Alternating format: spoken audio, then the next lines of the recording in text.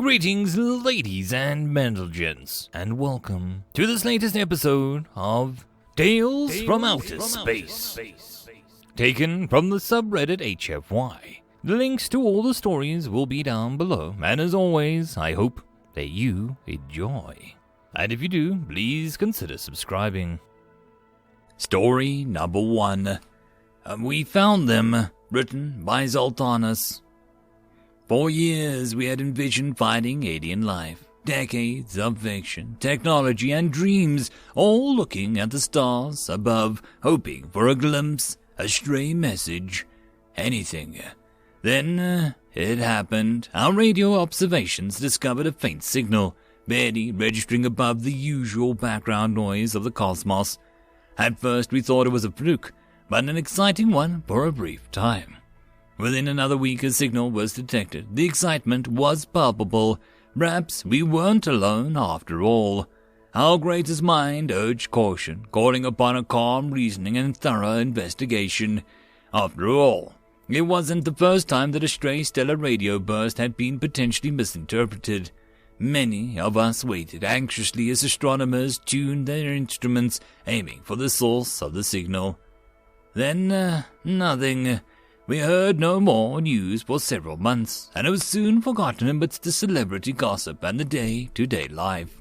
The announcement was unexpectedly and awe-inspiring. The star the original signal had emitted from was less than 30 light-years away, and it was intelligent life.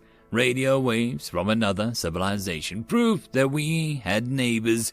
Everyone reacted differently. Some thought the day would be peaceful, some were afraid that they would try an attack, and every scenario in between. Science fiction authors and readers began to debate what they might look like, drawing upon all the fictional races of the past. With all the excitement abounding, we decided to attempt contact. Even though it would take years, we began to beam high-powered radio signal at them. After nearly a century of contact and neither of us having discovered a method of traveling faster than light, they told us that they were coming. We had deciphered each other's language long ago, sharing scientific and cultural information despite the long time gap. They told us a single ship loaded with volunteers in cryogenic sleep would be sent on a voyage across the void. The goal was to orbit around a humble blue planet. Physiological data came pouring in, astronaut information, and estimated time of arrival. We had no idea why someone would volunteer to leave everything and everyone they knew on a one-way trip to a planet that they couldn't even survive on. But they had nearly 1,000 heading towards us. It was humbling in a way. Debates raged for weeks, but we decided to meet them halfway, as it was, not literally, but metaphorically, spiritually.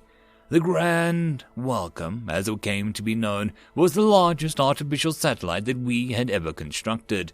Carefully studying their physiology, anatomy, culture, everything we knew about them, we designed more than a mere space station. We designed a home. Every aspect of it carefully tailored to ensure that they would be comfortable and happy. We had to develop new schools of environmental engineering just for this project, but we knew that it would be worth it. We waited with much anxiety as the ship drew nearer to us. Would they still be alive? Would the ship's automatic processes still function properly? Much to our relief, everything went as planned. They contacted us from orbit, and we told them they had a satellite tugs on standby to take them to the Grand Welcome. A delegation in especially designed environmental suits stood at the airlock waiting for the commemorate to station in their fashion, welcoming our new neighbors. As they stepped through, removing their own suits after verifying it was indeed safe, the lead delegate stepped forward to greet them in their own tongue, with the assistance of a translation device, of course. In the name of peace and friendship, I welcome you to the station. It was built with a gesture of friendship between our two species, that you may have a home so far from the cradle of your own world. Please join me in cutting this ribbon to commemorate not just the Grand Welcome, but a long and lasting friendship. And as the human who had left her world long ago and far away stepped forward, millions of our people watched a tear of joy roll and touch down her no longer alien face. End of story. Story number 2. Beast of D395, written by HamsterIV. Ambassador Tharquil of the Tanith Republic strolled down the halls of the diplomatic station. His great beast straining on a chain Tharquil held at his lower manipulator. The Tanith Republic had been one of the key financial contributors to the station's construction. As such, Tharquil was granted certain privileges not afforded to other ambassadors. The ownership of a Class 12 apex predator was one of them. Tharquil had obtained the beasts from some smugglers years ago when he was a magistrate. Turning a blind eye to a bit of contraband was a small price to pay for the prestige of such a beast brought him. The smugglers had inserted neural simulators into the pleasure and pain receptors of the beast's brain as a way of conditioning its behavior. Tranquil preferred the pleasure trigger to ensure the beast was in a good mood, but had to resort to the pain trigger from time to time to keep the beast from ripping apart the new office assistants. Most of the ambassadors and station staff knew to keep well back from Tharquil's beasts, often taking side corridors or hiding in maintenance alcoves to avoid getting too close with the apex predator.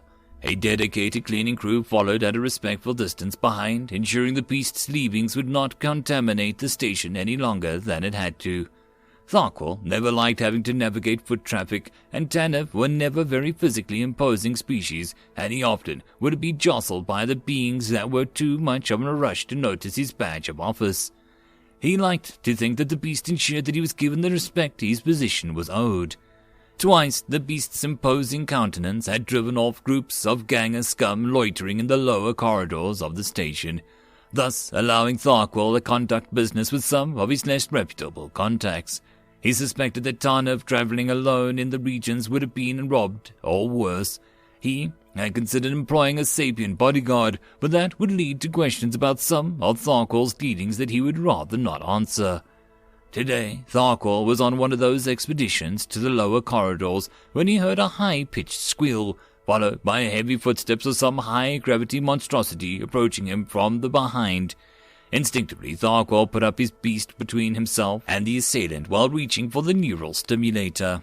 He had drilled this response with the beast and his chief of security. The chief of security was wisely insisted on wearing a combat-grade exosuit for the hostile response drill. While excessive at the time, Tharquil noted the sacrifice of 3 exosuits and the medical bills for the chief's dislocated shoulder and was about to pay off. The assailant was a massive brute, almost a full head taller than Tharquil. Its oversized worksuit was stretched to the limits to accommodate its thick, muscular limbs that propelled it forward through the artificial gravity of the station. Its mouth was open and spouting some sort of gibberish the universal translator could not pass into Tharquil's native language. Tharquil's beast responded to the presence of another alpha predator by dropping into an attack posture. Just like the threat response drills, its tail was slashing furiously side to side. The attacker stopped in short and the beast's striking range and began to do a strange dance, crouching and hopping to the side, and crouching again. As it danced, it continued to spew the same unpassable gibberish. The thrashing of the beast's tail seemed to take over its beast's entire body, and whether it was out of fear or bloodlust, Tharquil had not known.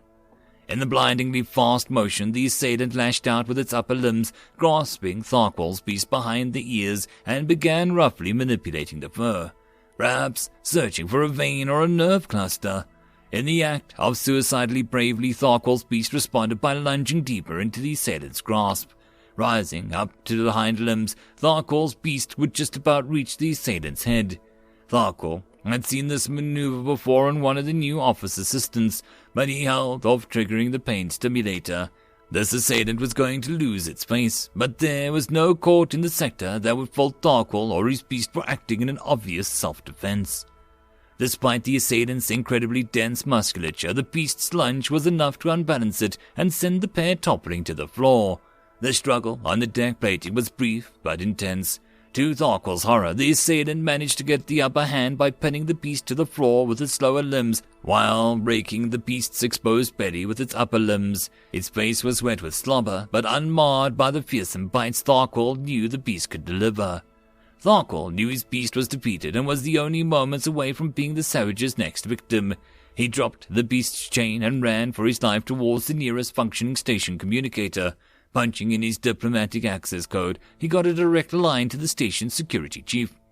"This is Tharkwall. I've been attacked. Species unknown. Send full squad geared for riot suppression to level 86, com station 12. What are you playing at, Tharkwall? I'm not risking my officers to provide more training to your tame apex predator. I told you that thing was a menace. Just provide me the frequency to the pain stimulator, and I'll take care of it from here. It's not my pet, you fool. Some other apex predator came upon us and neutralized my guardian in melee combat. Untranslatable expletive. I'll send what I can, but I'm not a riot suppression gear will be sufficient. I hope that beast of yours wounded the attacker enough for my men to stand a chance. Thank you so much. Hope by the gods it's here. It's found me." Tharkwall dropped the voice receiver, and the attacker's gaze fell upon the terrified diplomat. He tried to run, but years of cushy desk job had atrophied his muscles. At any rate, he doubted that Tarnov in peak physical condition could outrun a creature such as this. As the assailant's lumbering foot drew closer to Tharkwall's, dropped into a defensive ball and prayed for the riot suppression team would get here in time. Sir, you dropped this." Tharkwall opened his eyes to see the assailant and the beast looming over him. In the forelimb of the assailant was the beast's chain. Tharkwall looked over to his guardian, who seemed uninjured by the savage meaning Tharkwall had so recently fled from. In fact, the look upon the beast's features was one of sublime joy. It reminded Tharkwall of the time that he had accidentally sat on the pleasure stimulator for a full 5 minutes during a diplomatic conference. "But how?" were the only words Tharkwall could come up with at the time. "I'm sorry if I startled you, but I couldn't help myself. It's been so long since I've gave a good doggo some proper scritches. My name's Murphy, and it's been 6 years since I last saw a pupper. They don't let my people bring them into space. Something about apex predator quarantine laws. I was wondering how you were able to get such a good boy in this part of space." Murphy then turned to the beast and spouted more gibberish to the universal translator. Given the context and the beast's behavior, Tharkwall began to realize whatever this Murphy creature was saying brought nothing but joy to his beast. By the time the riot suppression team arrived, Tharkwall had learned that Murphy and his beast were children of the same evolutionary tree. That prehistory of both species that had formed an alliance against the dangers of their home world. The love and loyalty the beast gave Tharkwall for feeding it had been automatically granted to the stranger out of species recognition. The bond seemed to be strengthened by the constant rubbing and high-pitched gibberish. Tharkwall dismissed the riot suppression team, who had cautiously keeping their distance from the two apex predators playfully wrestling each other. He invited Murphy back to his quarters, where they could discuss more about the lineage of his beast and certain selected breeding programs. All this Murphy was very happy to discuss. Using the Tanny Republic's political clout, Tharkwall assured Murphy that he could find a way around the apex predator quarantine laws. The financial and security benefits of bringing these, dogs to the wider universe would make Tharkwall rich. End of story. Story number 3, Strategic Buffer Zone, written by LeifRoberts. There's a hole in the Chrysakian Empire. It's been there for centuries, a patch of space they don't claim as theirs, even though it's surrounded on all sides by their own territory. As a scholar specializing in the expansion of the Empire, it has always fascinated me. The Chrysakians are notoriously trigger-happy. Their military presses out from the Empire space constantly. Almost as soon as they capture a new system, they will claim all the systems on its borders as contested. They send us new maps of what they claim as their empire every week. They often even claim systems they haven't yet declared war on to be part of their territory. And yet a small group of systems has remained, an obvious pockmark on the otherwise perfect whole. Since the start of their expansion, it has never once been designated or contested. Conspiracy theorists would occasionally say that it is a location of their home system. However, academics, military leaders, intelligence analysts, and even the politicians all agree the home is the one they indicate as such on their maps. They have no reason to hide that information from us. It isn't like we have a military strength to strike at it. If only the Courtians had survived the Chrysakians' initial onslaught, their famous information-gathering compulsions might have provided more clarity. Without them, we have to draw on our own conclusions and our limited data. There is nothing special about the small patch of systems. No undue radiation, no collapsing stars, no incipient wormholes. Nothing to keep them from claiming it, and nothing of high enough value to make them attempt to hide away they already brought into their empire. It seems to simply be a distracting anomaly. You may wonder why others unclaimed spaces at all. It has been brought up thousands of times. All of you in the council entertain it as a curiosity, but always dismiss it as an unimportant detail. Well, I bring this up for a very important reason.